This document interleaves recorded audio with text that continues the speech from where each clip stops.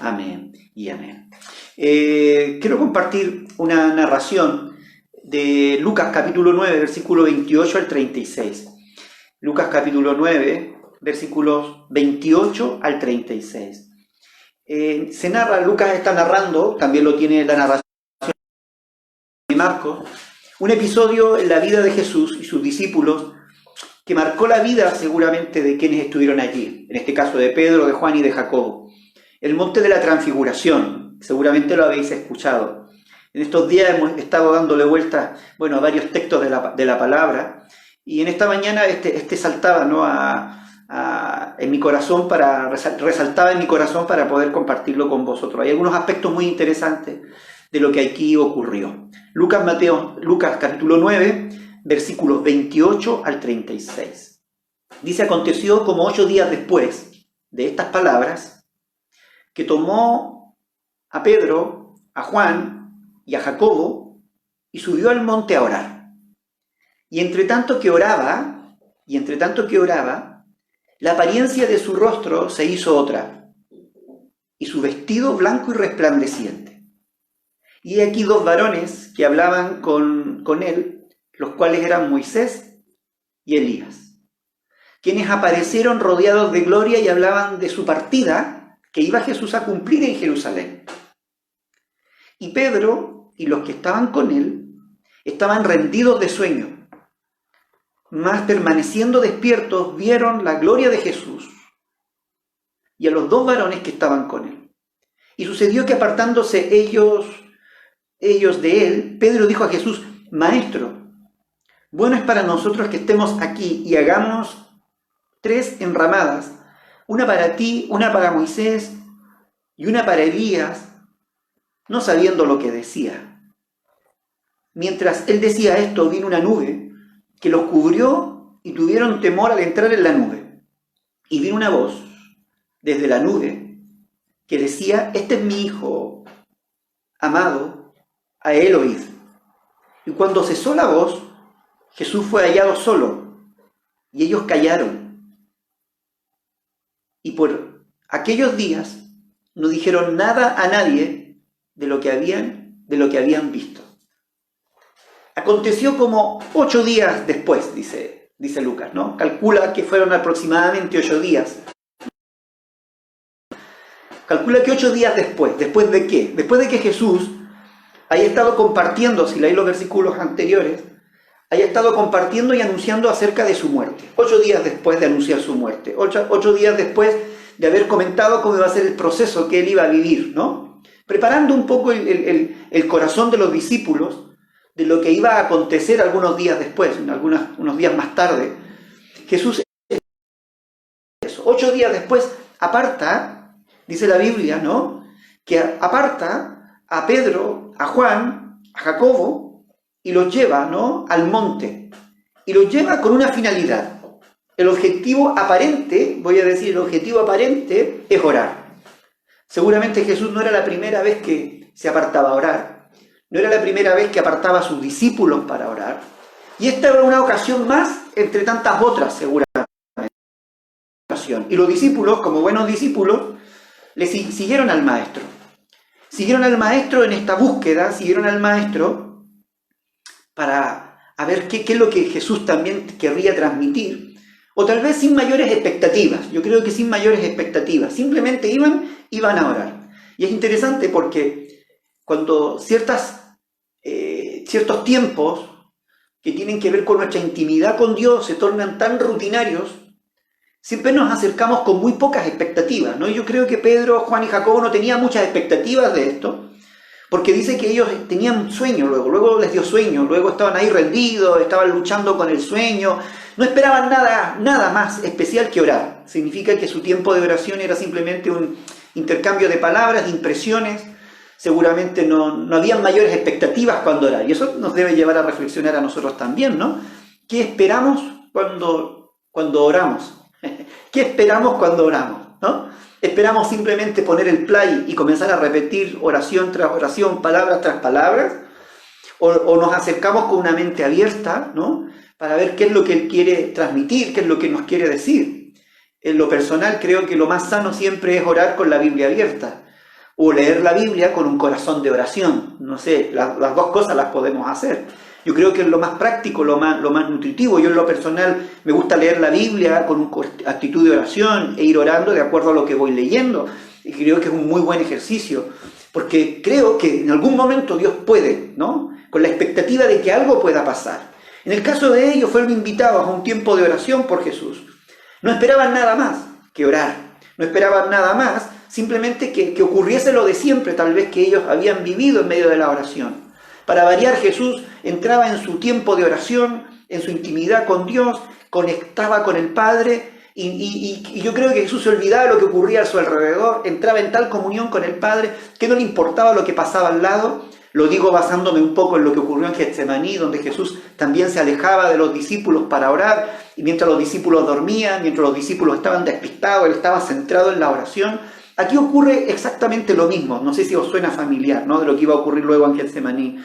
Los discípulos cargados de sueño, se apodera la parte física, la parte humana, y la parte espiritual se ve anulada de alguna manera u otra también, y ellos caen en ese bucle.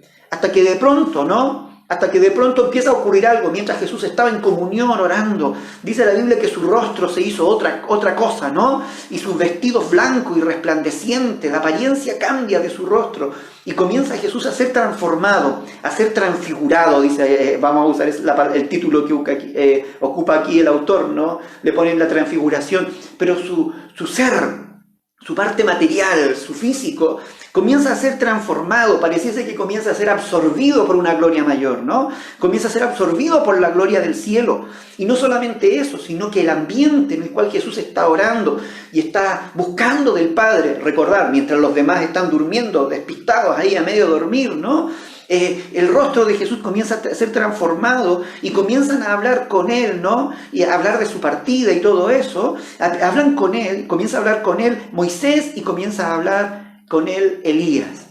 ¿Qué hablan con Jesús? ¿Qué hablan con Jesús? Lo que dice la palabra, ¿no? Que rodeado de esa gloria, lo que hablaban con él acerca de la partida de Jesús.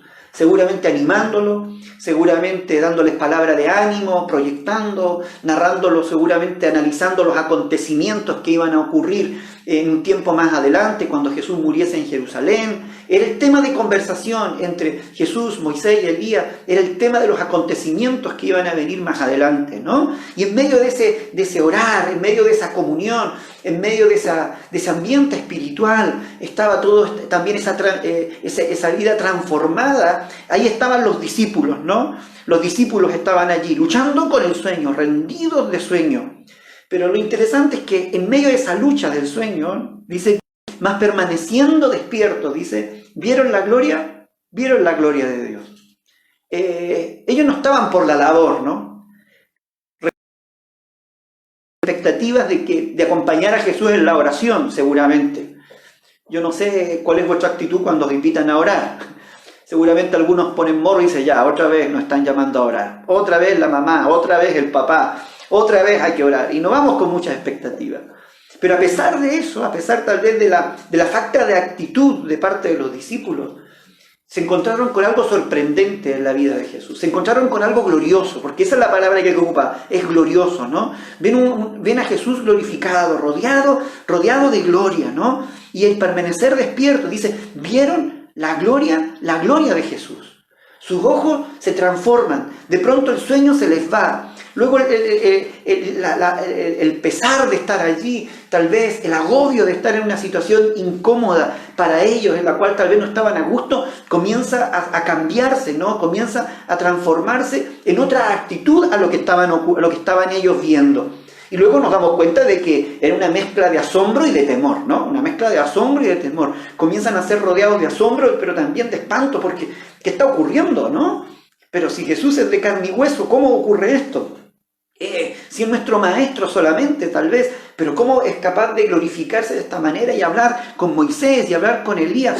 ¿Qué nivel, qué enchufe tiene este Jesús, no? Llega a ese nivel, seguramente se ve sorprendido porque no esperaban algo tan grande, ¿no? En Jesús, que ocurriese también en Jesús. ¿Qué sé yo? Para mí son algunas, simplemente eso, especulaciones que hago yo, reflexiones que hago yo en voz alta, ¿no? Pero estaban allí. Yo quiero centrarme un poco en el pasaje estaban allí, ¿no? La transfiguración en medio de este sueño les pilla por sorpresa, no estaban preparados para un nivel de gloria tan grande.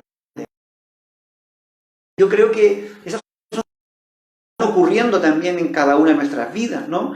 ¿Cuántas veces Dios nos pilla y ocupo el pilla como sorprender, ¿no? Nos sorprende en medio de algo que no esperábamos, nos sorprende con una palabra, nos sorprende con una presencia diferente, una manifestación de su gloria de manera diferente, sin nosotros a veces ni siquiera estar preparados, ¿no? Eso es la gracia y es la misericordia de Dios simplemente. Mientras Jesús oraba y los discípulos luchaban con el sueño, ¿no?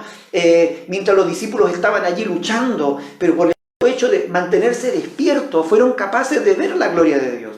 A veces no nos pide una gran disposición, a veces, o un gran entendimiento de ciertas cosas. A veces Dios simplemente nos pide que permanezcamos, que nos mantengamos en una posición, que nos mantengamos en una situación.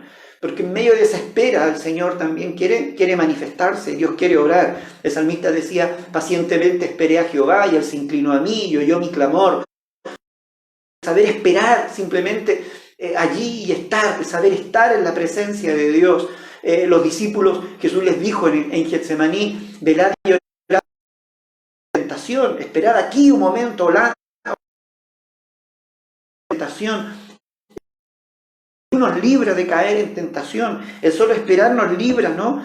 También nos abre los ojos y nos prepara a cosas mayores, ¿no? Ellos permanecen despiertos para ver. La recompensa de los que velan siempre es ver la gloria de Dios. La recompensa del que vela y el que sabe esperar siempre va a ser un nivel mayor de gloria, va a ser un mayor nivel de revelación, de iluminación de parte de las vidas. Si os acordáis de las vírgenes, ¿no? Las prudentes, las insensatas. Dice la Biblia que de pronto las vírgenes se quedaron dormidas, ¿no? Pero habían unas que eran prudentes, que velaban con las lámparas encendidas. Las otras que estaban velando, aunque se quedaron dormidas, estaban velando pero les faltaba aceite. Y cuando vino el esposo a por ellas, tuvieron que ir a buscar aceite a última hora. No estaban preparadas en medio de esa velada, ¿no? Pero las que estaban preparadas pudieron disfrutar de la boda también al lado del Señor. El velar en la presencia del Señor, con lámparas encendidas, con lámparas llenas de aceite, siempre va a redundar, ¿no? El que podamos ver algo glorioso en nuestra vida, podamos ver algo milagroso en cada uno de nosotros, podamos ver la mano de Dios interviniendo, mostrándose, ¿no? Revelándose, sorprendiéndonos de una manera diferente. El objetivo de la transfiguración, de esta transformación de gloria del Señor, era que los discípulos pudiesen ver a Jesús glorificado. Hasta aquel momento Jesús era un buen maestro, era un buen profeta seguramente, pero no pasaba del nivel humano. Pero una vez que Jesús es glorificado frente a sus ojos, es transformado frente a sus ojos, dice la Biblia que ellos vieron, ¿no? Así tal vez reflejándose los ojos, vieron, ¿no? La gloria de Jesús.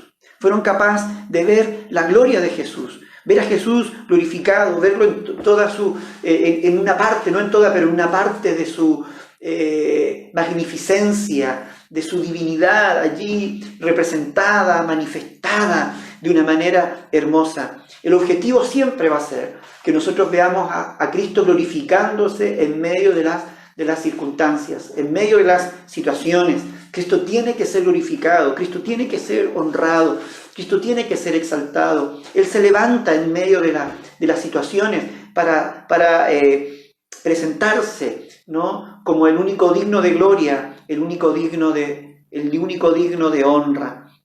Lo importante de todo esto, ¿no? De Pedro, ¿no? Si os dais cuenta, aquí Pedro reacciona frente a todo esto. El versículo 33. Y sucedió que apartándose ellos de él, en algún momento ven que Pedro logra ver, se da cuenta que en medio de la conversación que tenía Jesús con Moisés y con Elías, parece que en algún momento hay un silencio y se apartan un poquito, Pedro aprovecha de meter una cuña, ¿no? Yo no sé si es de los que no sabe guardar silencio, yo no sé si era por el interés de participar, pero sí se nota que había bastante torpeza en su corazón, porque luego la palabra lo dice, no sabiendo lo que decía, ¿no? Es como quien opina sin saber lo que está diciendo.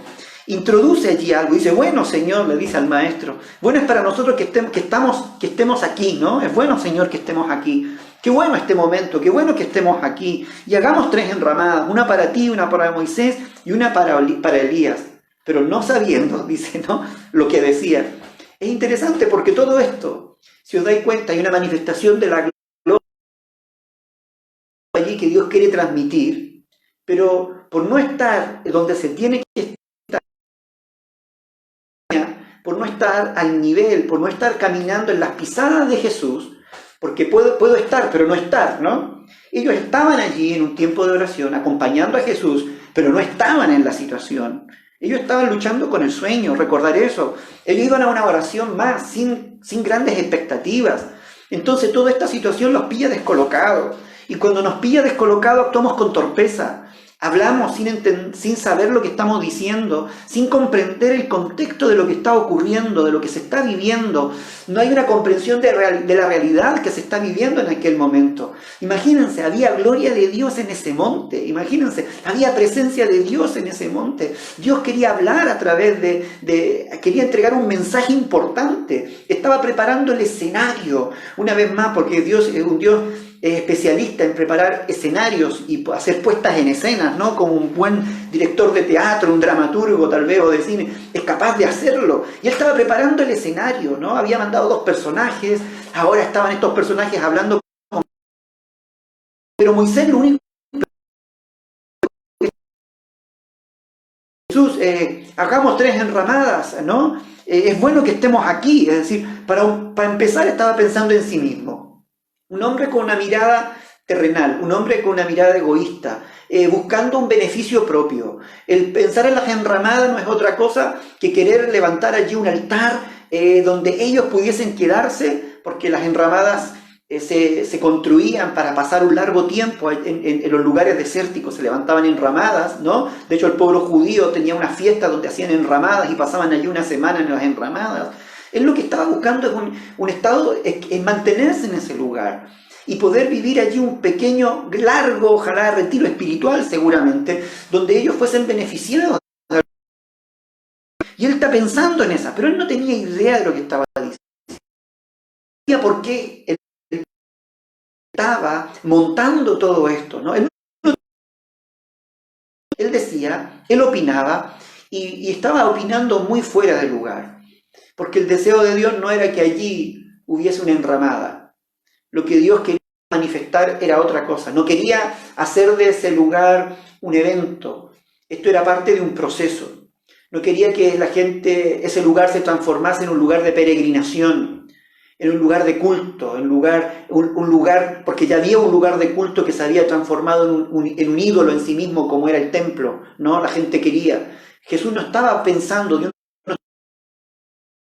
lugar nuevo de culto, no, ese no era el objetivo. El objetivo de Dios era mostrar a Cristo, ¿no? Glorificado, era que sus discípulos entendiesen por una vez por todas que quien estaba a su lado era el Hijo de Dios, que era el Mesías, que era su Salvador, que era el que iba a transformar sus vidas, que le pudiesen ver como el todo para ellos, ¿no? Pero ellos están con su mirada y su chip también en otro lugar, en otras palabras, en otro contexto, en otra situación, ¿no? No sabía lo que decía. Pedro quería perpetuar el momento. Quedémonos nosotros aquí, hagámoslo para nosotros. Quería perpetuar el momento, quería quedar allí. Bueno, entre nosotros es tentador, ¿no? Es tentador. Muchos de nosotros como quisiésemos detener el tiempo en aquellos lugares, en aquellos momentos cuando Dios está hablando a nuestra vida, por ejemplo, ¿no?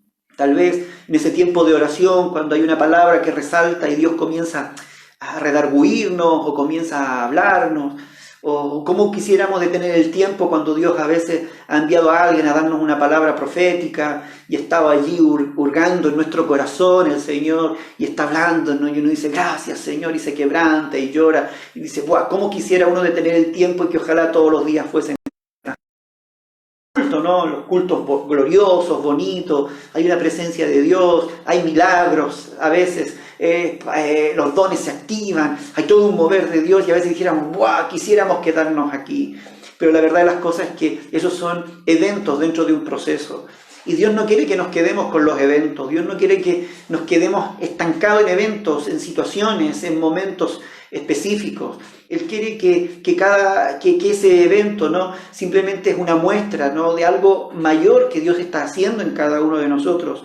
No quiere que perpetuemos esos eventos que al final se transforman en ídolos para nosotros, ¿no? Y los usamos de referentes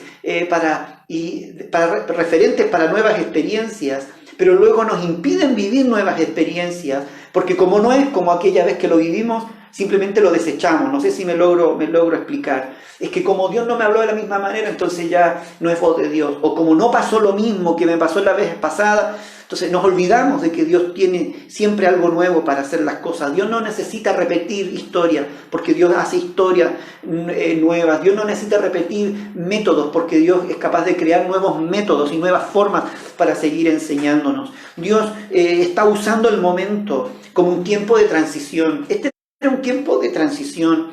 No era un evento para perpetuar la situación, era un tiempo de transición donde lo viejo, por muy bueno que haya sido, ya era parte del pasado. Elías y Moisés representaban lo viejo, representaban lo antiguo. Moisés representaba la ley antigua, la ley vieja. Elías representaba las viejas profecías no dadas acerca del Mesías. Porque eso ya no iba a servir, porque en Jesús se centraba, ¿no? La nueva ley, la ley de la gracia, la ley de la misericordia. En Jesús se centraba la palabra profética más segura, ¿no? La palabra viva y eficaz. Era Jesús mismo caminando en medio de ellos. Y lo que Jesús traía venía a suplir, venía a cumplir con creces todo lo antiguo. Este simplemente era un antes y un después. Simplemente era un antes y un después.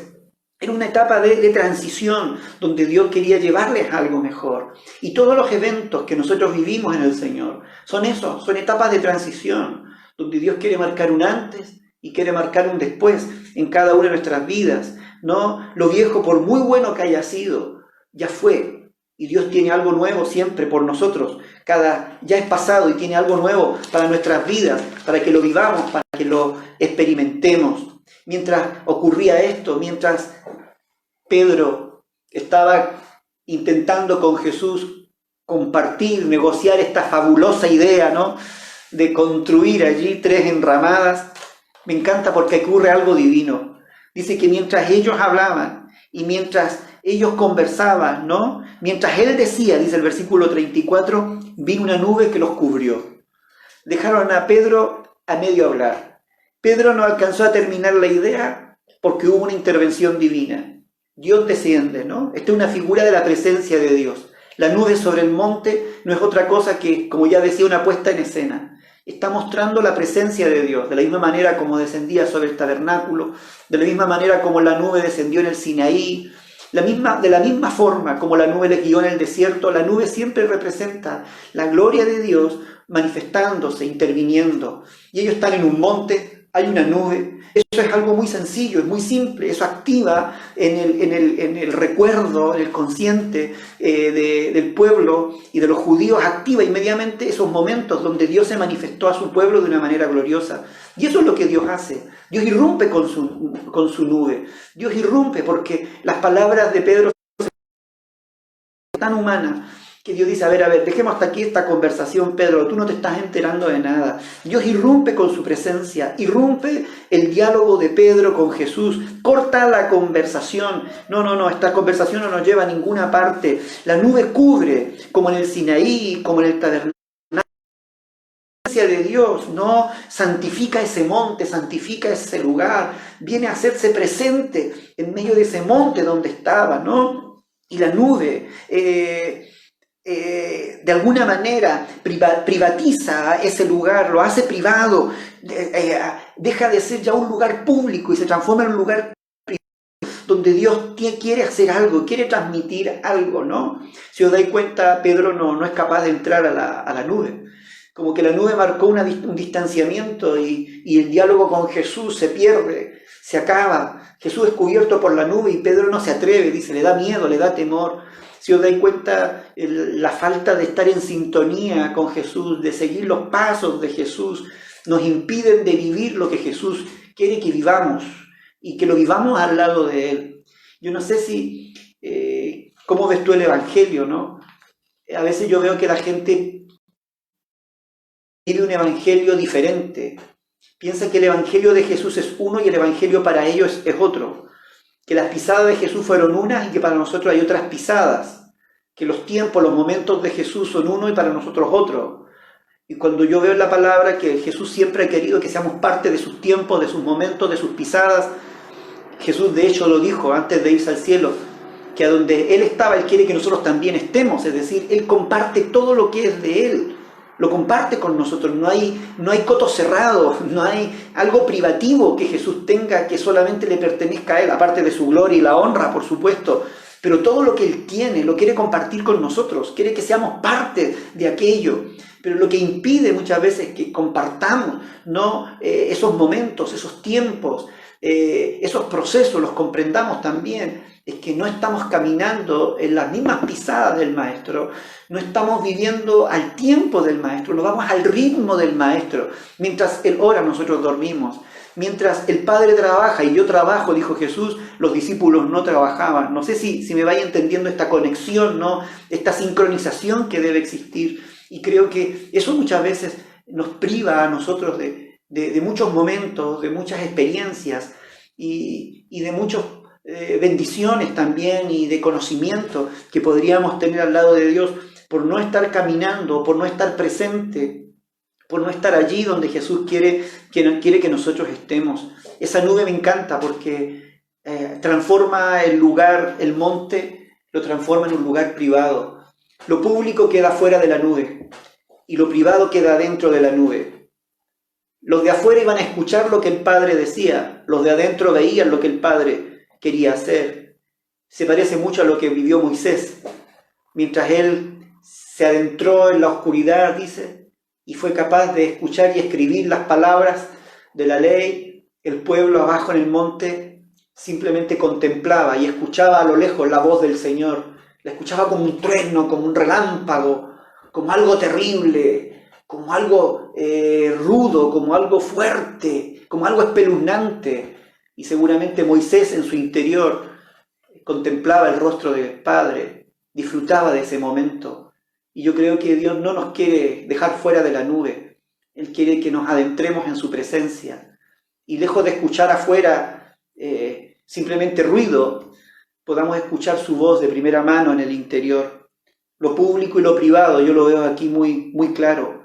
Y creo que hoy más que nunca Dios está aislándonos, o Dios, si hay una lección que debemos aprender que Dios nos está dando, es que Él quiere tener tiempos privados y hacernos parte de su vida privada. Lo público, de un momento a otro, lo escribí aquí, se transformó en la zona VIP. La zona VIP, la zona de gente importante. Y tú y yo estamos destinados, ¿no?, para esa parte VIP, porque Dios quiere que estemos al lado de Él. Pedro y los discípulos tuvieron temor de entrar a la nube. Se sitúan o se sentían, más seguros construyendo enramadas que participar de la gloria. Imagínate, para ellos era más seguro construir enramadas que ser parte de la gloria. Para ti, ¿qué es lo más seguro? Para ti, ¿qué es lo que más apetece? ¿Qué es lo que más te busca? ¿Te gusta? ¿Qué es lo que más anhela en tu corazón? Cuando de pronto en medio de esta situación se escucha una voz que dice, este es mi Hijo amado, a Él oíd. Mateo dice, este es mi Hijo amado, en quien tengo complacencia, ¿no?, repitiendo un poco las palabras del bautismo. Pero aquí Lucas se remite a solo eso, este es mi Hijo amado, a Él oíd. Ya había que, en primer lugar, era el Hijo amado del Señor. Este es mi Hijo querido, este es mi Hijo. Está poniendo el énfasis que es su Hijo enviado desde el cielo. Y la voz también dice, a él oíd. Ya no era tiempo de seguir escuchando las grandes cátedras de Moisés, como decía Jesús, ¿no? Ahí escucháis las cátedras de Moisés. Ya no era tiempo de escuchar las profecías de los antiguos solamente. Llegaba el momento de empezar a escuchar a Jesús, de escuchar su voz, de poner la atención en Él, de poner la mirada en Él. Mientras los discípulos seguían tal vez luchando en su mente, ¿no? Con lo viejo y lo nuevo.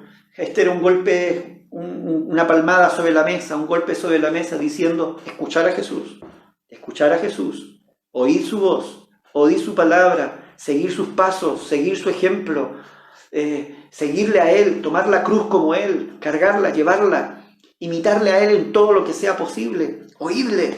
Esa era la voz de Moisés y Elías ya habían sido escuchadas por suficiente tiempo, tenía que quedar atrás. Ahora Jesús debe ser oído. ¿Cuántas voces son las que hemos escuchado?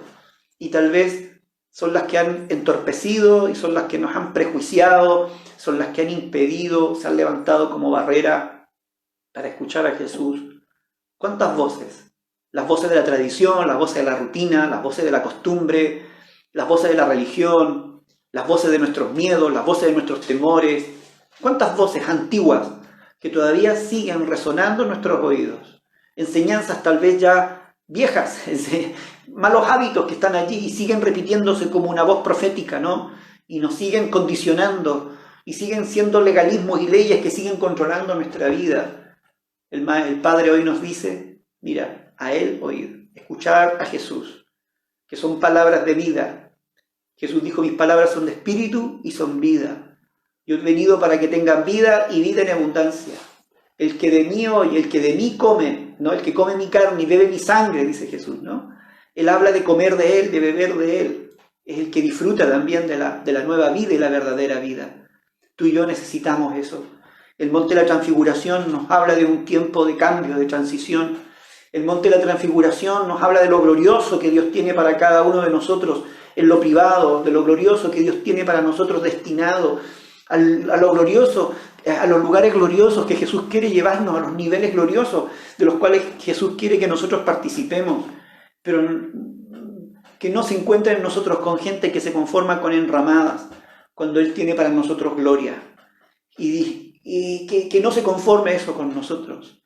Por eso es que debemos seguir buscando a Jesús, orando como Jesús, imitando el ejemplo de Jesús, con el fruto del Espíritu de Jesús, con la templanza de Jesús, ¿no? Con el carácter de Jesús, seguir haciéndolo. Jesús es el centro, a Él debemos oír, Jesús es el ejemplo, a quien debemos imitar. Jesús tenía un mensaje renovado, Jesús tenía un mensaje diferente al de Moisés y al de Elías, actualizado, contextualizado. El verdadero mensaje era Él, porque Él era la vida, ¿no? Él era la salvación, un mensaje de salvación, de esperanza. Él era el mensaje de salvación encarnado. Podría ocupar muchos conceptos teológicos tal vez para poder explicarlo, pero básicamente debemos seguir a Jesús y debemos imitarle. Debemos estar donde Él está. Debemos caminar como Él camina. Debemos estar en lo que Él quiere que estemos y no despistados, porque de lo contrario nos veremos privados de los tiempos privados que Dios tiene para cada uno de nosotros. Y en esos tiempos privados donde abunda la gloria, donde abunda su presencia, donde abunda su palabra, los perderemos y tendremos que conformarnos con los tiempos a la distancia, escuchando distantemente lo que Dios quiere. Dios quiere hacernos parte de Él, de su proceso y de su vida. Sigámosle, caminemos en pos del Maestro, sigamos sus caminos y disfrutemos de su presencia. Amén. Vamos a orar al Señor. Vamos a orar al Señor.